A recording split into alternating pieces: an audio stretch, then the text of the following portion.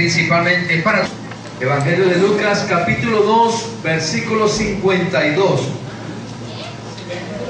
Evangelio de Lucas, capítulo 2, versículo 52. Lucas 2, 52. Ahí está proyectado la diapositiva.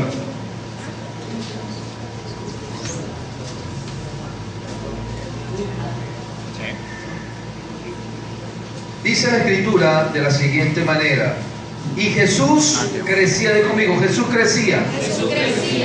Dice que crecía en sabiduría y en estatura y en gracia para con Dios y los hombres. Padre, te damos gracias por tu preciosa palabra. Habla nuestra vida, nuestra mente, nuestros corazones. Ministra todo nuestro ser y que seamos edificados y santificados en tu verdad. Tu palabra es verdad. Te lo pedimos en el nombre de Jesús. Amén. Y hoy quiero hablarte acerca de mi crecimiento espiritual. Ya conmigo, mi crecimiento espiritual. Mi crecimiento espiritual. Digo una vez más, mi crecimiento espiritual. Mi crecimiento espiritual. Digo una tercera vez, mi crecimiento espiritual. Mi crecimiento espiritual. Una de las cosas que tenemos que aprender es que una persona que está sana debe crecer. Debe crecer.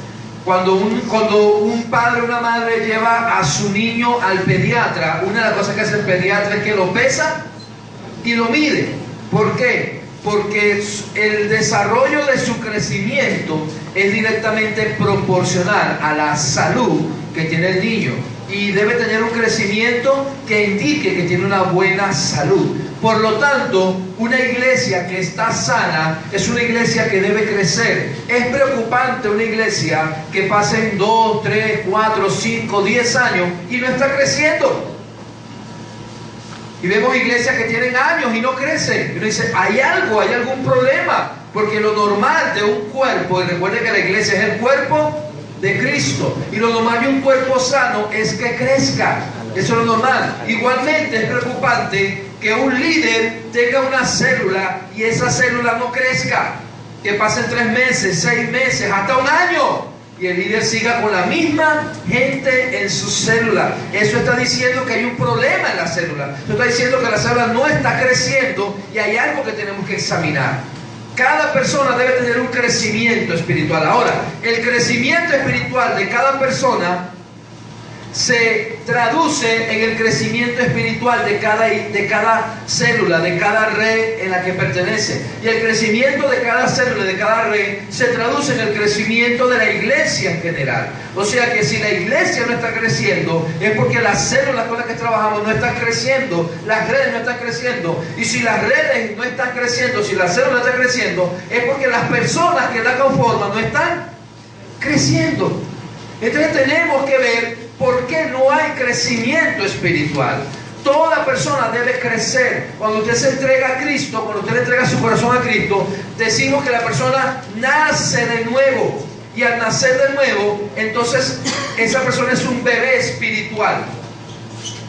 Esa persona es un bebé espiritual, pero todo bebé debe crecer. No puedes pasar 2, 3, 4, 5 años y seguir siendo un bebé en el Señor. Tenemos que crecer. La Biblia habla que cuando somos bebés, recibimos la leche espiritual no adulterada que se implanta en nuestros corazones y que puede salvar nuestras almas. Pero también hay una segunda etapa del crecimiento espiritual, y es cuando comenzamos a ser esos jóvenes ya en el Señor, por decirlo de alguna manera. Y cuando comenzamos a ser esos jóvenes en el Señor, comenzamos a recibir pan de vida. Ya conmigo, pan de vida. Pan de vida. Y este es cuando la Biblia dice claramente que Jesús habló diciendo, no solo de pan vivirá el hombre, sino de toda palabra que sale de la boca de Dios. Esto es cuando la persona ya no solamente es un bebé que recibe leche espiritual, que la leche espiritual es la que le da su discípulo, su líder, es la que el líder lo mantiene cuidándolo, lo mantiene allí, lo toma de la mano y lo lleva al preencuentro, al encuentro, al posencuentro. No, sino que ya él comienza a tener hambre de aprender, comienza a tener hambre de leer la palabra y de crecer en el conocimiento. Es cuando ya entra en su escuela de capacitación destino, ya él es un joven espiritual espiritual, que comienza a vivir no solamente del pan natural, sino del pan espiritual. Pero hay una tercera etapa del crecimiento espiritual, que es lo que llamamos la madurez espiritual.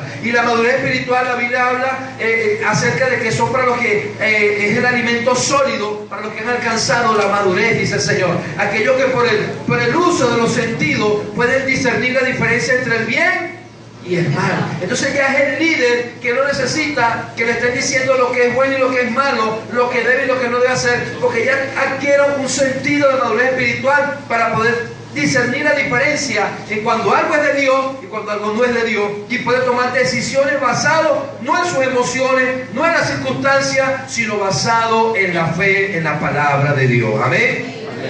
Esta es una enseñanza que tienen que haber recibido todos en Posencuentro. En Posencuentro, cuando se habla de la Biblia, hace poco el pastor de jóvenes creo que les enseñó en Posencuentro lo que era la palabra de Dios. Y cuando se enseña acerca de la palabra, se habla de que la palabra es leche, la palabra es pan y la palabra es alimento sólido. Y son esas tres etapas del crecimiento que vamos teniendo como cristianos. Ahora, hay tres áreas que nosotros como cristianos tenemos que estar constantemente velando para crecer en esas tres etapas. En la etapa de la leche espiritual, que somos bebés en el Señor. En la etapa de la adolescencia o juventud espiritual, que cuando tenemos hambre de la palabra, del conocimiento, y comenzamos a recibir esa doctrina de Cristo. Y en la etapa de la madurez espiritual, cuando ya tenemos discernimiento en cuando las cosas son de Dios y no son de Dios, y tomar decisiones conforme a la palabra, conforme a la obediencia y no a nuestras emociones.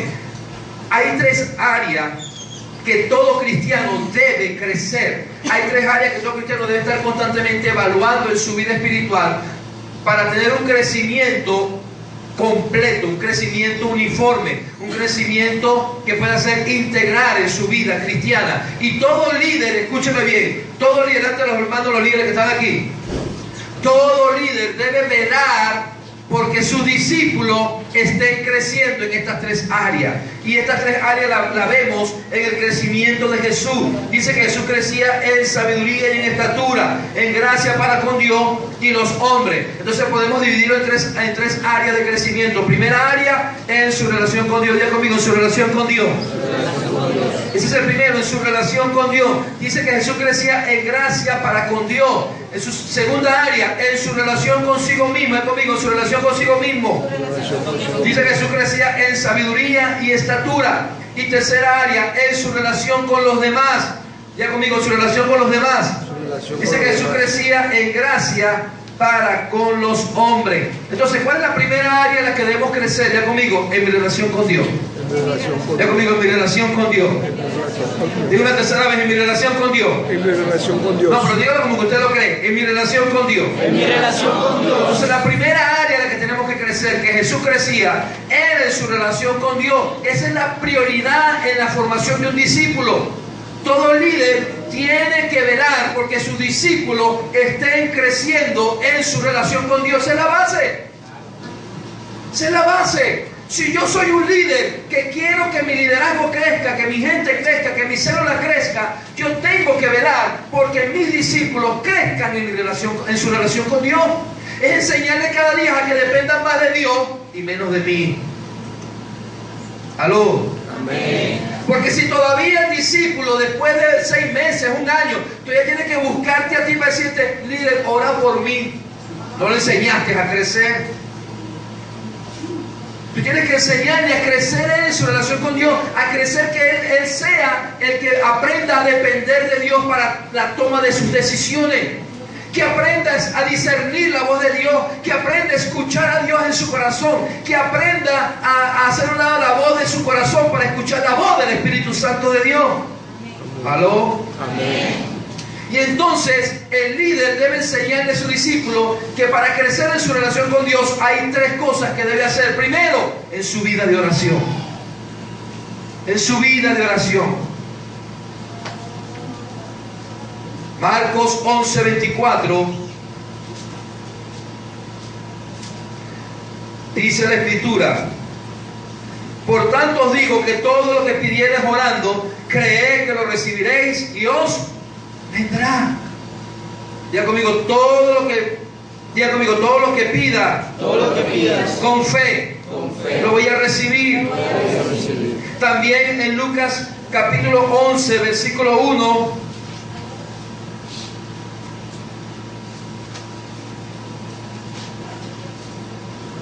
Aconteció que estaba Jesús orando en un lugar y cuando terminó, uno de sus discípulos le dijo: Señor, enséñanos a orar. ¿Qué le dijeron? Enséñanos. Hey, ¿tienes a tu líder al lado? Dile a tu líder: enséñame a orar. Dile: líder, enséñame a orar. Ahora sí, Padre nuestro que estás en el Aló. cielo. Establecer una disciplina de oración en un discípulo puede llevar algún tiempo. Por eso el líder debe establecer mecanismos que le permitan supervisar y verificar que sus discípulos tengan el hábito diario de la oración. Tenemos que enseñar a nuestros discípulos a orar. Los mismos discípulos de Jesús le dijeron: enséñanos a orar. ¿Por qué? ¿Pero por qué le dijeron enséñanos a orar? Porque vieron que su maestro, que su líder, era un hombre ¿de qué? De oración. Y vieron que todo lo que él le sucedía en la vida, él lo resolvía primero ¿dónde? En la oración. Entonces, si tú quieres enseñarle a tu gente a orar, ellos tienen que ver que tú eres alguien de oración y que todas las decisiones que vas a tomar en tu vida, tú dices: vamos a orar primero al Señor, vamos a meternos un tiempo de oración con Dios. Y tienes que ver que eres una persona de oración, que tienes vida de oración. Y si ellos ven que tienes vida de oración, tú podrás enseñarle lo que es una vida de oración. No es enseñarles unos pasos teóricos, es enseñarle vida de oración. Tienes que tener tiempo de oración con ellos. Tienes que tener retiros con tus discípulos. Tienes que tener tiempos de matutinos con ellos. Tienes que tener reuniones de oración con ellos. Enséñales a orar. Que ellos en las reuniones de oración dan la oportunidad de que digan: mira, vas a orar tú por esto, vas a orar tú por esto. Para que ellos empiecen a perder el miedo a orar y empiecen a desarrollar su oración poco a poco. Enséñales a orar. Revísales sus diarios devocionales. Amén. Porque tenemos como líderes que cultivar en nuestros discípulos la vida de oración. Ay, es que mi reloj crece, es que mi gente está estancada. Porque no estás velando su vida de oración. Aló. Amén. Tenemos que velar su vida de oración.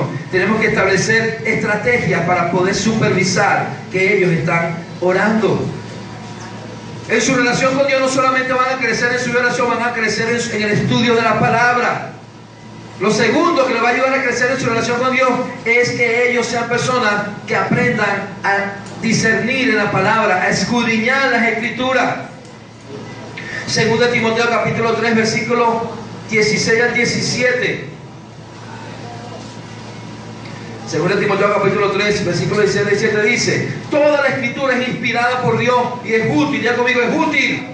Útil. Ya conmigo, es útil. Es útil. ¿Para qué es útil la palabra? Mira, es útil para enseñar, para redarguir, para corregir, para instruir en justicia, ¿a fin de qué? De que el hombre de Dios sea ¿cómo? Perfecto. Ya conmigo, perfecto. Enteramente preparado para toda buena obra. Entonces tenemos también que entender que si yo quiero crecer en mi relación con Dios, primero debo cultivar una vida de oración. Segundo, debo cultivar una vida de estudio de la palabra. Para mí leer la palabra es una disciplina. Hay gente que no agarra la Biblia sino el domingo nada más cuando viene a la iglesia, la desempolva. Vámonos. Y hay algunos que hasta se les olvida la Biblia. Aquí hay gente que tiene ya un año en la iglesia y no tiene una Biblia. Aló. Ay, es que está muy cara, pero no está caro el celular que te compraste. No es caro el par de zapatos que tú quieres. La gorra. No es caro. No es caro el pantalón o la chemise que tú quieres. Pero sí es caro una Biblia. Hermano, la mejor inversión que usted puede tener es en la palabra de Dios. Es en la palabra de Dios. Josué capítulo 1.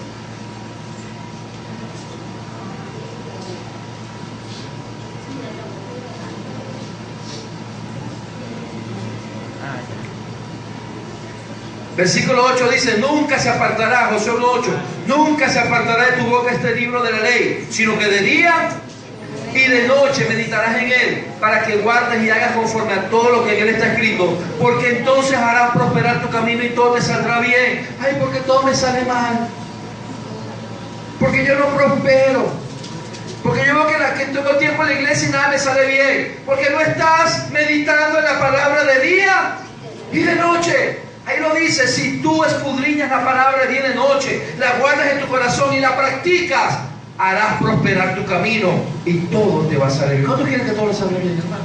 Amén. Vete de otro lado, deja de ver tanta televisión y lee más la Biblia.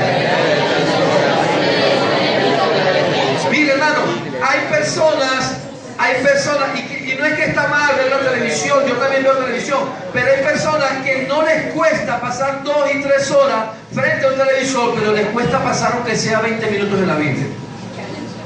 Les cuesta, hermano. Les aburre. Entienden las películas más difíciles, pero no entienden la palabra. ¿Aló?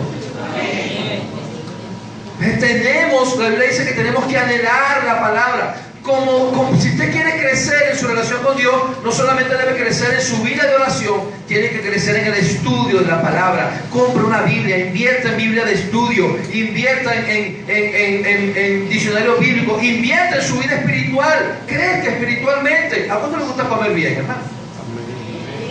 ¿A cuánto le gusta comer una dieta balanceada? Que haya carne, que haya pollo, que haya pescado, que haya todo un poquito, hermano. ¿Ah? Tenemos que, escúchame bien, tenemos que tener una dieta balanceada en nuestra vida espiritual. Tenemos que ser personas que estudiemos la palabra. Y como líderes tenemos que preocuparnos porque nuestros discípulos sean personas que crezcan en el estudio de la palabra. Mándelos, agarren con sus discípulos y díganle, este mes vamos a estudiar el libro tal. Y cada semana nos vamos a sentar y vamos a discernir acerca del capítulo tal, del libro tal.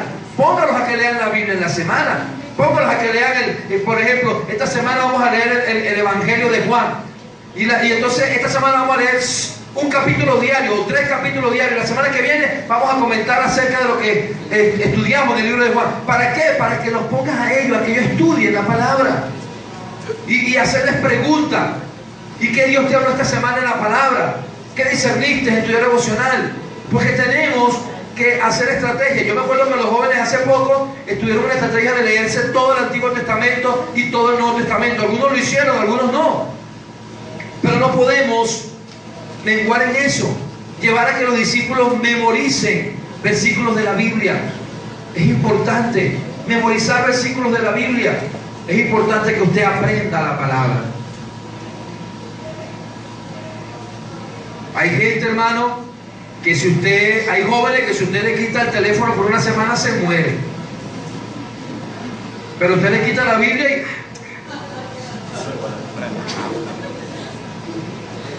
ni me la devuelva. ¿Ah? No, hermano. Si usted quiere crecer espiritualmente y usted quiere que sus discípulos crezcan espiritualmente, tiene que llevarlos a que ellos amen la palabra, que ellos deseen la palabra, que ellos anhelen la palabra. ¿Amén? Amén. Lo tercero para que crezca su relación con Dios es llevarlos a tener una disciplina de ayuno. El ayuno es una disciplina espiritual muy importante en la formación de los discípulos. La práctica regular del ayuno les ayudará a humillarse delante de Dios, a reconocer su condición espiritual, a experimentar el quebrantamiento y un genuino arrepentimiento. Isaías capítulo 58.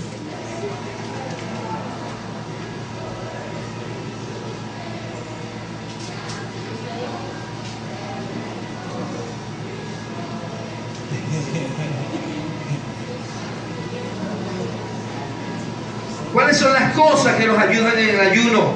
Versículo 6. No es más bien el ayuno que yo escogí, desatar las ligaduras de impiedad. Conmigo, desatar las ligaduras de impiedad.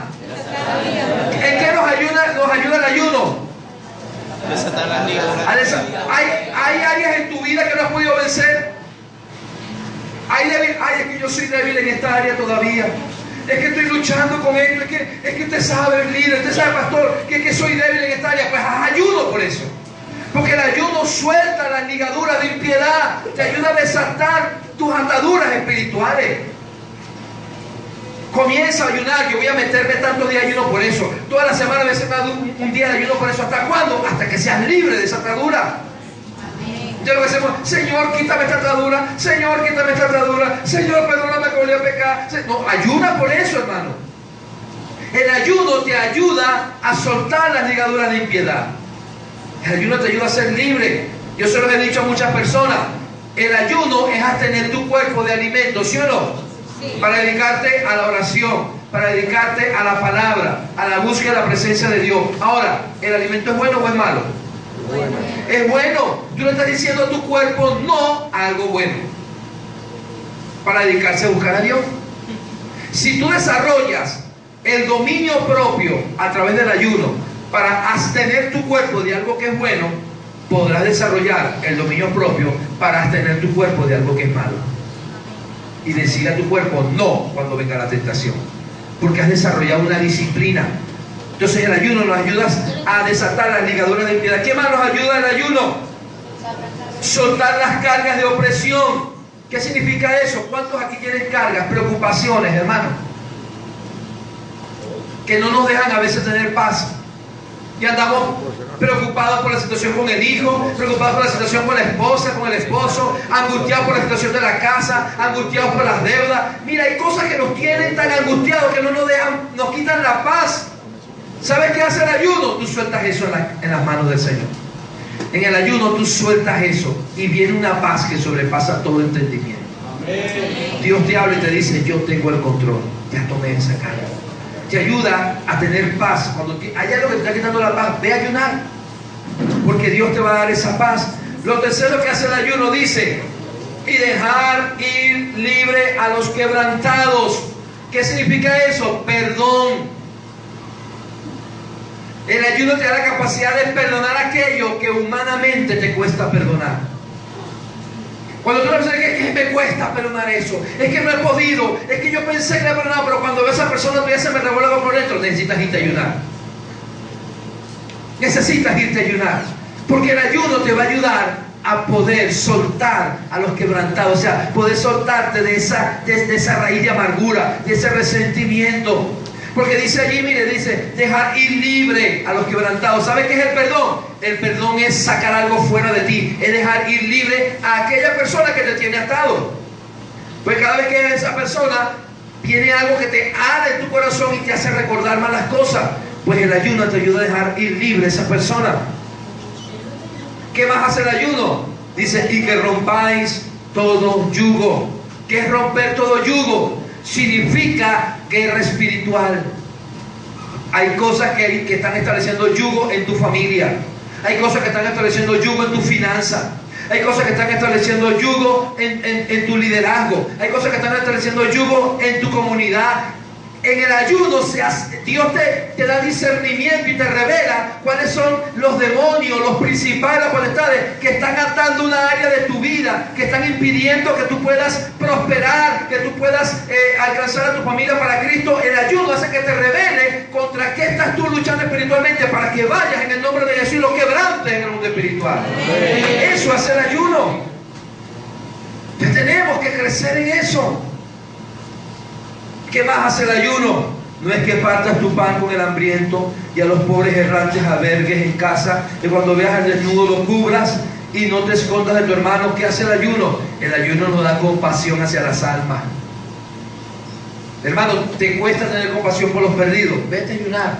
Llega el ayuno y dice, Señor, pon en mi compasión por las almas, pon en mi compasión por los perdidos, y Dios te va a dar esa compasión. Y no solamente te va a dar compasión, te va a dar estrategias para ganar a los perdidos. ¿Qué más hace el ayuno? Entonces nacerá tu luz como el alba, y tu salvación se dejará ver pronto, e irá tu justicia delante de ti, la gloria de Jehová será tu retaguardia. ¿Qué más hace el ayuno? Hace que resplandezca, escúchame, hace que resplandezca la luz del evangelio en tu corazón. ¿Qué significa eso? Que en el ayuno comenzarás a recibir discernimiento para entender mejor la palabra. Se va a quitar muchos velos. Por eso es que dice allí que nacerá tu luz como el alba y tu salvación se dejará ver pronto, y tu justicia delante de ti. O sea, se quitará un velo espiritual en tu vida, para que comiences a entender el reino espiritual. Cosas que no entendías vas a comenzar a entender, porque el ayuno va a romper esos velos que hay en tu vida. Entonces, versículo 9, invocarás y te oirá Jehová, clamarás y dirá, heme aquí. Wow. ¿Qué más hace el ayuno? te abre tu espíritu a escuchar mejor la voz de Dios. ¿Será que vale la pena enseñar a nuestra gente a ayunar? Claro. Si tú quieres que tus discípulos crezcan y si tú quieres que tu liderazgo crezca, tienes que crecer primero en tu relación con Dios, en la oración, de conmigo, en la oración, en la palabra y en el ayuno. Haga ayunos con sus discípulos. Haga retiros espirituales con ellos en ayuno. Ministrele, enséñeles a ayunar, aunque empiecen por lo menos con ayunos de mediodía, hasta que lleguen a ser ayunos de un día completo. En esto ya me dijeron, pastor, ¿y tiene que ser 3 días seguidos el ayuno para los que del noviazgo? Sí. Ay, pues nunca he hecho un ayuno de 3 días. Si no estás dispuesto a hacer un ayuno de 3 días por la que crees que va a ser tu esposa, no vas a hacer ningún sacrificio por ella.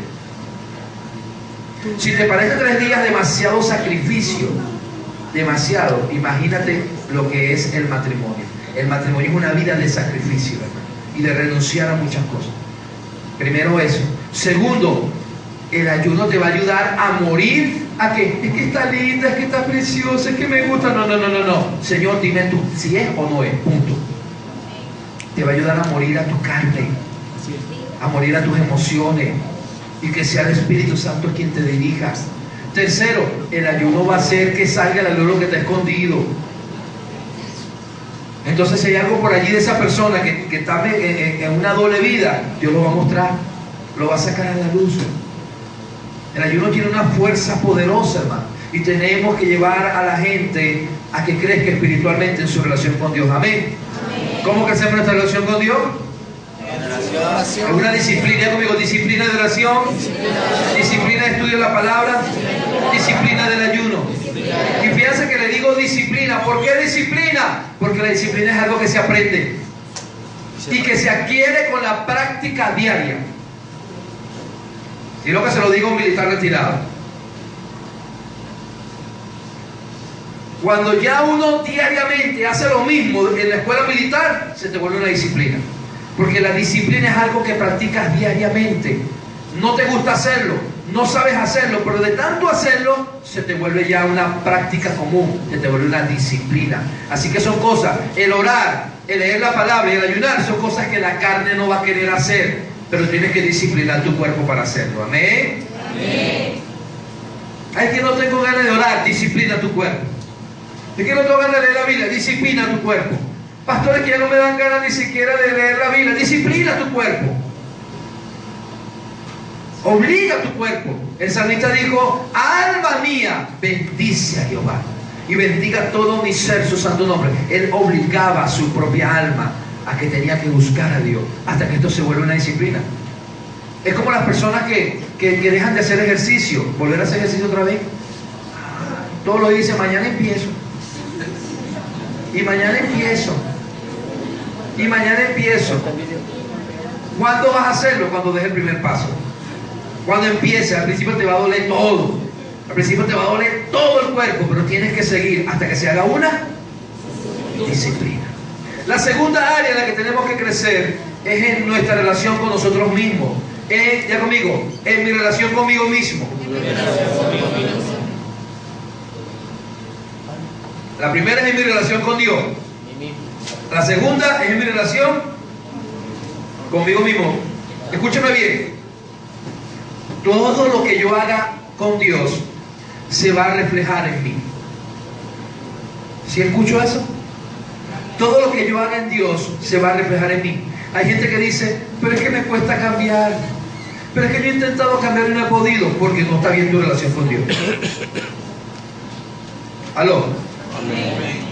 Por eso dice, amarás a Dios por sobre todas las cosas y a tu prójimo como a ti mismo. Primero amas a Dios. El amar a Dios te lleva a amarte a ti mismo, y el amarte a ti mismo te va a permitir amar a los demás. Esa es la regla. Entonces lo segundo es en mi relación conmigo mismo. Vamos a leer 1 Timoteo, capítulo 4, versículo 11.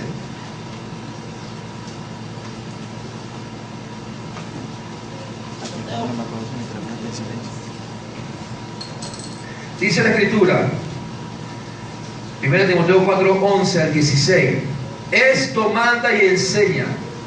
ninguno tenga en poco tu juventud, sino sé ejemplo de los creyentes en palabra, conducta, amor, espíritu, fe y pureza. Entre tanto que voy, ocúpate de la lectura, la exhortación y la enseñanza. No descuides el don que hay en ti, que te fue dado mediante profecía con la imposición de las manos del presbiterio. Ocúpate en estas cosas, permanece en ellas, para que tu aprovechamiento sea manifiesto a todos. Ten cuidado de ti mismo y de la doctrina. Persiste en ello, pues haciendo esto te salvarás. ¿A quién? A ti mismo y a los que te oyen. Pero primero, ¿a quién? A mí mismo. Entonces, ¿qué es lo que nos enseña aquí con este ejemplo el apóstol Pablo? Primero nos enseña a ser ejemplo. Conmigo, a ser ejemplo. Nos enseña a ser ejemplo. Por eso es que comienza diciendo en el versículo 12: ninguno tenga en poco tu juventud, sino ser ejemplo. Diga conmigo, ser ejemplo. Ahora, ¿en qué nos lleva a ser ejemplo? Dice que tenemos que ser ejemplo en palabra. Conmigo, en palabra. ¿Qué significa esto? Yo tengo que crecer conmigo mismo en la forma en que me comunico. No puede ser que ya tengo 6 meses de cristiano, 1 año, ya soy líder y sigo hablando todavía como lo del mundo. Aló. Miren, cuando el Espíritu Santo descendió el día de Pentecostés y se aparecieron como lenguas de fuego sobre sus cabezas, lo primero que hizo fue que cuando comenzaron a hablar, hablaron en otras lenguas las maravillas de Dios. Por lo tanto, lo primero que hace tu relación con Dios es cambiar tu lenguaje. Tu manera de hablar cambia. No estoy hablando de ese lenguaje cristianense. Aleluya, hermano, gloria a Dios, aleluya, aleluya, gloria a Dios. Cristo vive, aleluya, hermano, Cristo vive, aleluya. Yo he visto gente tan religiosa que cada vez que habla no ha dicho 3 palabras cuando aleluya. Sí, sí, hermano, usted sabe que, gloria a Dios. Lo que usted sabe es lo que estamos, aleluya. No, tampoco así. Mire, y es impresionante porque los escucha usted hasta en los programas de radio.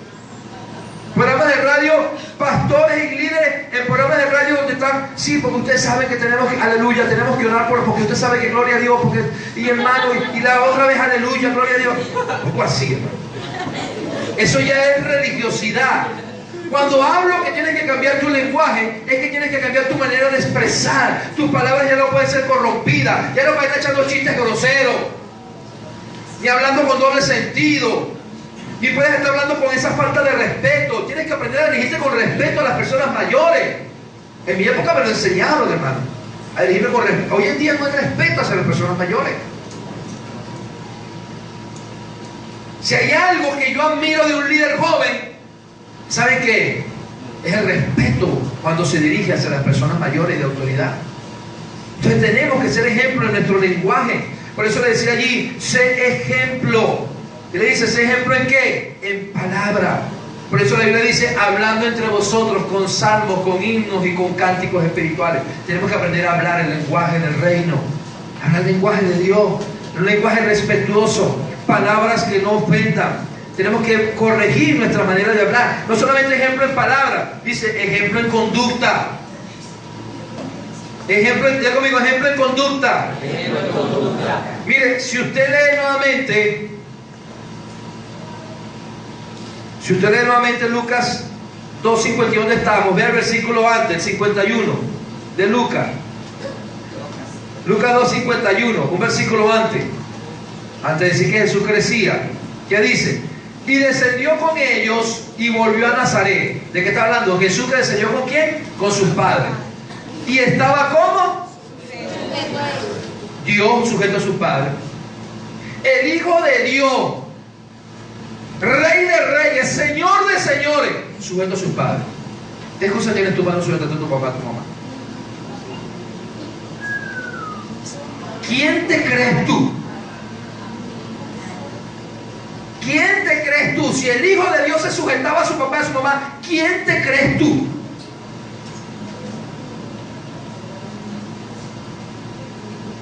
Eso le daba testimonio.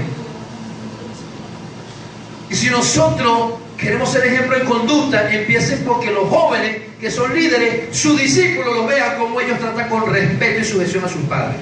Amén. Que ellos vean en ti ese ejemplo, joven. Que tus discípulos vean como tú ves ese ejemplo. Y entonces, cuando ellos comiencen a cambiar su conducta, sus palabras, su conducta, ¿qué va a pasar con los padres de ellos que no son cristianos? Van a querer venir a la iglesia porque van a decir: oye, hijo, ¿qué te están dando en esa iglesia? Que no solamente has cambiado tu manera de hablar, ya no eres grosero, ya eres respetuoso, sino que yo te digo algo y lo haces inmediatamente cuando te lo digo. Ya no me retrecheas más, ya no me sales con palabras groseras, ya no eres, sino que lo haces inmediatamente. ¿Qué te están dando en esa iglesia? Yo quiero ir para esa iglesia, porque está haciendo ejemplo en qué, en conducta. Mujer, ¿te sujetas a tu marido? ¿Aló? Amén. ¿Qué nos dice la palabra? ¿Qué nos dice la palabra en primera de Pedro?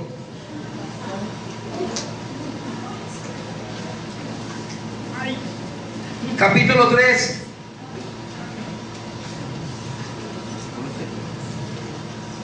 Primera de Pedro, capítulo 3.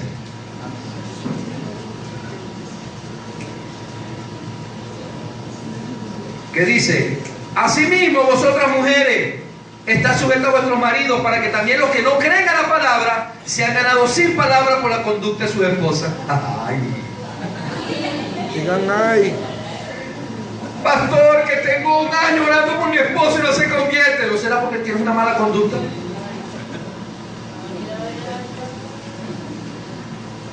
Ahí lo dice.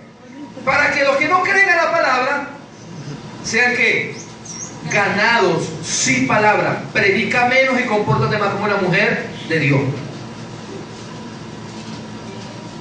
Deja tanto reprenderlo.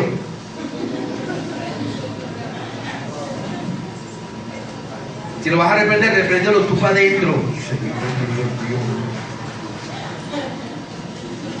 Pero deja de estar llamándolo diablo, demonio. Es tu esposo. ¿Qué dice allí? Dice: está sujeta a vuestro marido, para que también los que no creen a la palabra sean ganados sin palabra por la palabra de su esposa. Versículo 2: considerando vuestra conducta casta y respetuosa.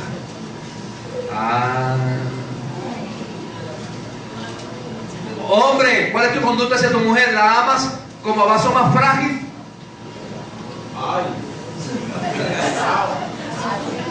Porque ahí mismo lo dice en el versículo 7: y vosotros, marido, igualmente vivid con ellas sabiamente.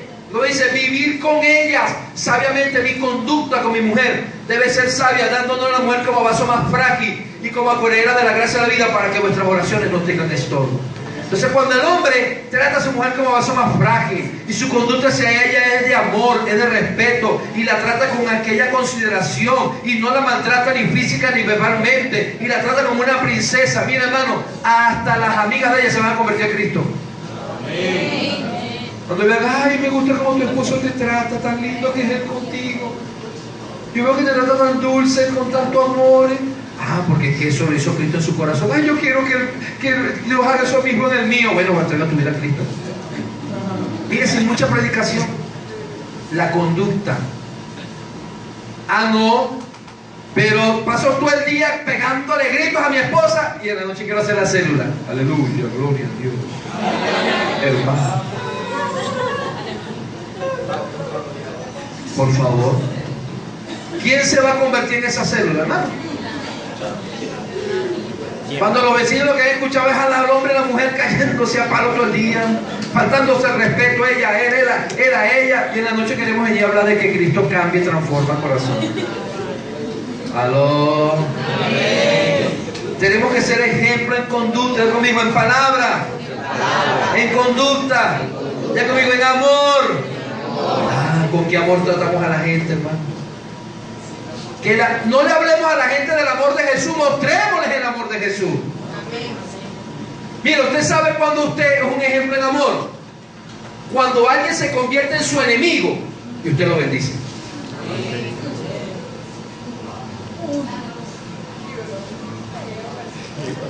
Jesús dijo: es fácil amar al que te ama, eso lo hace cualquiera. Difícil es amar a los enemigos, es bendecir al que te maldice, es orar por el que te persigue, es que te den una mejilla y pongan la otra. Eso lo hacen mis hijos. Y si nos amamos unos a otros con ese amor, la gente verá que somos hijos de Dios.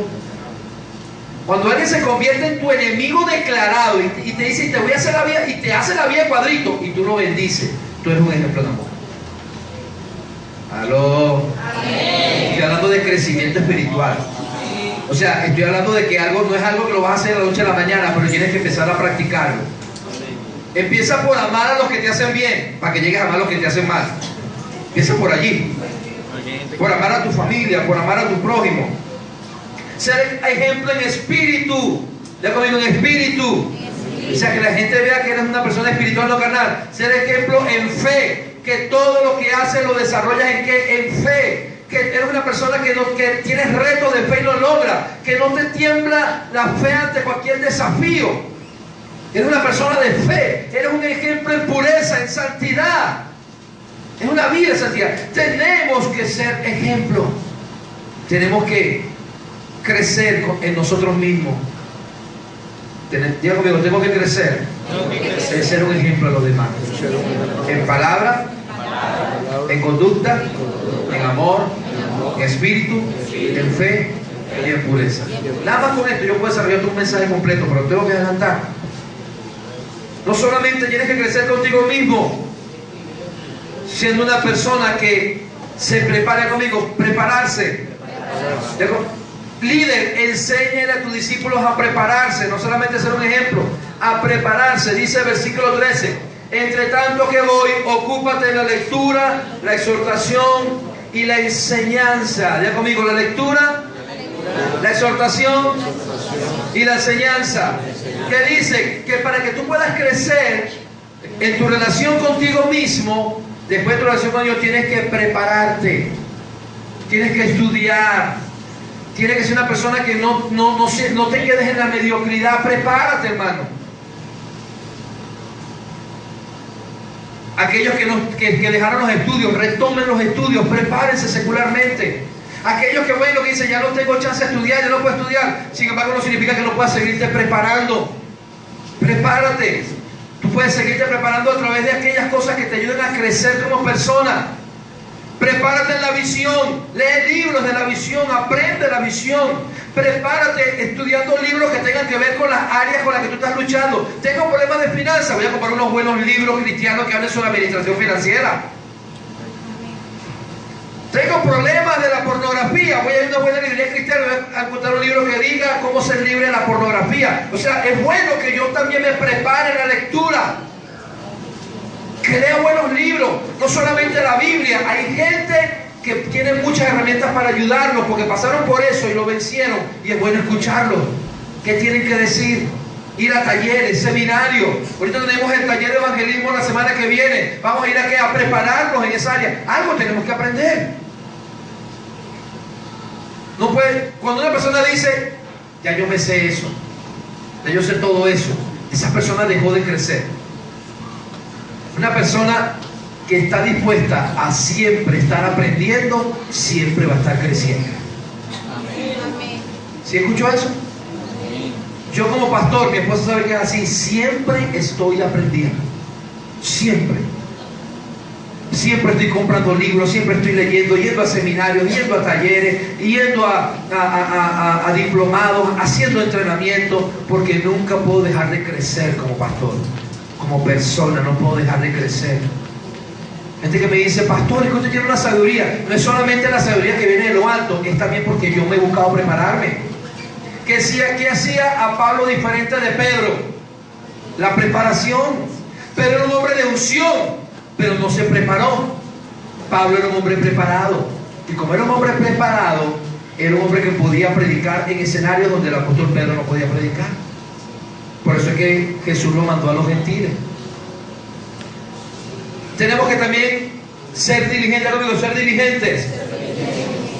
Entonces, líder, para que tu gente crezca, enséñales a que sean ejemplos, enséñales a prepararse y enséñales a ser diligentes. Por eso dice el versículo 14 al 16: no descuides el don que hay en ti, que te fue dado mediante profecía con la inclusión de la mano del presbiterio. Ocúpate en estas cosas, permanece en ellos para tu aprovechamiento, para que tu aprovechamiento sea manifiesto a todos. Ten cuidado de ti mismo y de la doctrina, persiste en ello, pues haciendo esto te salvarás a ti mismo a los que te hieren. Esto habla de qué? De diligencia. Dice, persevera en ello, persiste en ello, dice allí, persiste en ello. Esto habla de la diligencia. ¿Qué es lo contrario de diligente? ¿Qué es lo contrario de diligente? ¿Qué es lo contrario de diligente? Negligente. Y una persona negligente es una persona que siempre deja todo para después. Es una persona que siempre hace las cosas a media. Es una persona que nunca pone lo mejor de sí para hacer algo. Si queremos crecer, no solamente en nuestra relación con Dios, sino crecer en mi relación conmigo mismo, tengo que buscar ser una persona de ejemplo. Tengo que prepararme en diferentes áreas, pero también tengo que ser diligente. ¿Qué significa esto? Que lo que te estoy enseñando hoy tienes que comenzar a ponerlo en práctica a partir de hoy mismo. Amén. Todo lo que Dios te da, tienes que ponerlo en práctica ya. La Biblia dice que la semilla que fue sembrada en el camino es aquellos que reciben la palabra con gozo, pero cuando salen de la iglesia inmediatamente viene el enemigo y le arrebata la palabra. ¿Por qué? Porque no permite que la palabra sea sembrada en el corazón. Tenemos que ser diligentes, hermano. La diligencia es una virtud, la diligencia es una sabiduría. De hecho, la negligencia la Biblia la llama un pecado. Enséñale a tu gente a ser diligente, a que no dejen las cosas para después, a que no dejen todo para último. Padres aquí, ¿cuántos padres no nos molestamos con nuestros hijos? Un día antes es que se ponen a hacer todas las tareas, todos los trabajos y estudiar por los exámenes. Y te ponen a la carrera a ti, papá, necesito que me compres esto, que me compres esto, que me compres. Y eso para un trabajo que tengo que entregar mañana. Y yo siempre le hago la pregunta, ¿y cuándo te mandaron eso? Bueno, empiezan a arrancarse la cabeza. Me lo mandaron hace 2 semanas. ¿Y por qué fuiste tan negligente? Y dejaste todo por última hora. El líder que prepara su prédica en último momento antes de la célula. El líder que a última hora es que está llamando a la gente para la célula. No, tenemos que ser diligentes, tenemos que visitar a diario, llamar, tenemos que orar por la gente, tenemos que estar pendientes de ellos, tenemos que preparar el mensaje. Pero cuando hacemos hacer el evangelismo con tiempo, cuando hacemos las cosas con diligencia, todo nos sale bien. La diligencia es una virtud de los líderes exitosos. Amén. Y la última área en la que tenemos que crecer es en mi relación con los demás.